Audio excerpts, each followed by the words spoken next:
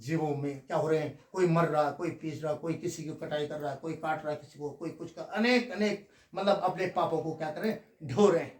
तो भगवान के दिल में दया आई, जो नारद भगवान थे उनके दिल में दया आई। बोला यार मैं इसका जो सॉल्यूशन है, इसका जो उपाय है भगवान विष्णु के पास होगा। तो वो चले गए कहाँ, स्वर्गलोक में चले गए। स्वर्गलोक में जाकर के उन्होंने देखा भगवान को, अंदर गए, पहले सबसे पहले प्रणाम किया, ठीक है। वहां देखा उन्होंने शशंक चक्रम सक्रीट कुंडलम सपीत वस्त्रम सहिरेक्षणम सुतम सहार वक्षस्थल कौस्तुभम श्रियम। तो उन्होंने प्रणाम किया, नमामि विष्णु श्री शाम चतुर्भुजम।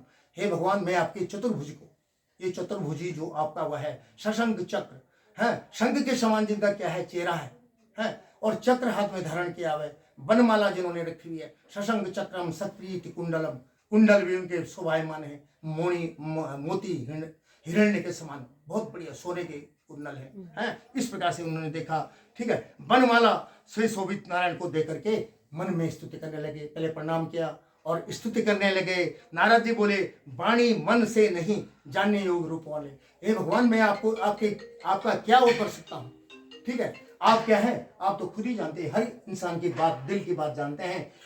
बोला मैं आपको क्या कहूँ कि मैं यहाँ पर क्यों आया हूँ। लेकिन भगवान ने फिर भी पूछा कि आदि मध्य अंत रहित सब गुणों से के आत्मा आदि कारण भक्तों की पीड़ा के नाशक भगवान को पहले उनका क्या किया, अभिवादन किया, नमस्कार किया।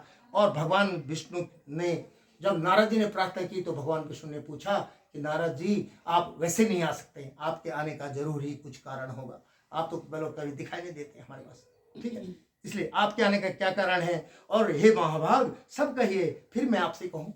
भगवान बोल रहे हैं जब आप बोलेंगे मेरे को पूछेंगे तभी मैं इसका जवाब दूंगा, ठीक है। तब नारद जी बोले कि मनुष्य लोक में अनेक योनियों में उत्पन्न, जो हम लोग जैसे पहले बताया था, ठीक है, अनेक प्रकार के दुखों से पीड़ित सब मनुष्य क्या हो रहे हैं, पाप कर्मों में पक रहे हैं, अपने अपने पाप कर्मों में पक रहे हैं। इसलिए हे नाथ उनके पापों का नाश कैसे हो, ऐसा कोई लघु उपाय कहिए, छोटा सा उपाय, ताकि गरीब भी कर सके और सेठ भी कर सके, लघु उपाय, छोटा उपाय, ठीक है।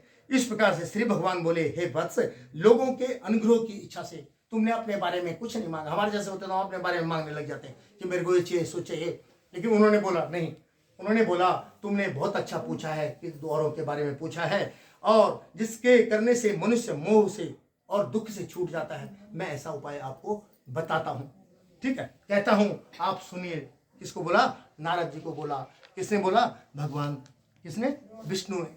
ये कथा किसके बीच चल रही है अभी, भगवान विष्णु और नारद जी के बीच। कौन कथा सुना रहे हैं, सूत जी। कहाँ पर सुना रहे हैं, नैमिषारण्य जंगल में। और कौन सुन रहे हैं, सोनकादि 88,000 ऋषि, ठीक है। हे वत्स स्वर्ग और मनुष्य लोक में एक महापुण्यदायक दुर्लभ व्रत है। ये बहुत दुर्लभ व्रत है, जैसे मैंने पहले बोला ये दुर्लभ व्रत है, अमूमन आप नहीं कर सकते हैं इसको, बहुत दुर्लभ व्रत है, ठीक है। इसलिए उसको मैं अब तुम्हारे स्नेह के कारण आपको बताता हूँ। आपका जब मैंने स्नेह देखा कि आपको मेरे प्रति कितना स्नेह है या लोगों के प्रति कितना स्नेह है, इसलिए मैं बताता हूँ। है सत्यनारायण के व्रत को विधान पूर्वक ठीक तरह से करके जल्दी अत्यंत सुख का भोग करके परलोक को मोक्ष प्राप्त करता है इंसान। अगर जो भगवान सत्यनारायण की कथा करेगा बोला तो वो जल्दी से अपने सुख को भोग करके जो कुछ भी उसकी आयु, हमारी आयु निश्चित कर रखी है भगवान ने, आयु को पूरा करके और वो स्वर्गधाम मतलब भगवान के चरणों में चला जाता है। इस प्रकार से है। श्री भगवान के वाक्य सुनकर के नारद जी बोले, इस व्रत का क्या फल है, इसको करने का क्या विधान है, पहले फल बताइए कि इसको करने से क्या होगा। आप बोलेंगे ये व्रत है, कैसे इसको किया जाता है, क्या इसको चीज चाहिए, क्या क्या सामग्री चाहिए, किस दिन ये व्रत किया जाता है, सारा पूछ लिया उन्होंने भगवान से, विष्णु से। है भगवान के वाक्य सुन करके नारद बोले, इस प्रकार भगवान बोले, दुख शोक इत्यादि नाश करने वाले, धन्य धान्य को बढ़ाने वाले, सौभाग्य देने वाले, संतान उत्पन्न करने वाले, सब जगह विजय दिलाने वाले, ये इतना, ये सत्यनारायण भगवान इतनी छोटी सी है लेकिन इतना इसमें गुण है, ठीक है। इस प्रकार से है कि सत्यनारायणम देवम यच्चेचम निशामुखे, सत्यनारायण देव का धर्म से तत्पर पाने किसी दिन भी कोई नहीं बोला, भगवान ने बोला, न चतुर्दशी बोला, न पूर्णमासी बोला, न संक्रांति बोला, न कुछ बोला, यदा करा कभी भी कर सकते हैं आप बोला है। श्रद्धा पूर्वक ब्राह्मणों और बंधुवानों को, हाँ जरूर, ऐसा नहीं कि पति पत्नी सुन रहे ब्राह्मण बुलाए और दिया में सुना, नहीं, सारे परिवार को बुलाना है, जैसे हम लोग आप लोग सब इकट्ठे हो रखे हैं इस प्रकार से बुलाना, तभी इसका फल का महत्व है, ठीक है। सारे उनको बुला करके और क्या बोला, सवा शेर उत्तम खाने योग्य, सवा शेर नैवेद्य, और सवा शेर ने तो सवा मुट्ठी और सवा मुट्ठी नहीं थी, एक गुड़ के ढकने रख दो, गिनो लो, है रख दिया, और वो भगवान की पूजा कर लो। भगवान कभी नहीं बोलेंगे कि मेरे को तुमने ये नहीं दिया, सो नहीं दिया, ठीक है।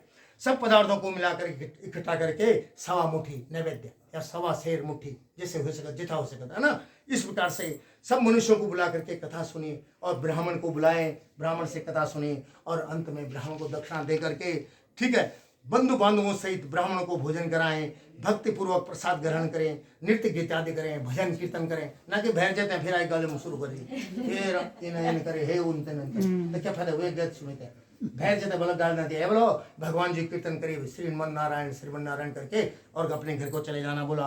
सत्यनारायण को स्मरण करते हुए अपने घर को जाएं। ऐसा करने से मनुष्य की मन कामना निश्चय पूर्वक पूर्ण होगी, भगवान खुद बोल रहे हैं, ठीक है। विशेष करके कलयुग में, ये कलयुग बोला गया, इस कलयुग में जो है इसका विशेष महत्व है, ठीक है। और पृथ्वी तल पर यह क्या है, एक लघु उपाय है, छोटा सा उपाय है, कोई ज्यादा कुछ नहीं चाहिए इसके लिए, ठीक है। इस प्रकार से इति स्कंद पुराण है, जो स्कंद पुराण मैंने बोला था उसका एक छोटा सा खंड है जो सत्यनारायण कथा है, ठीक है। स्कंद पुराण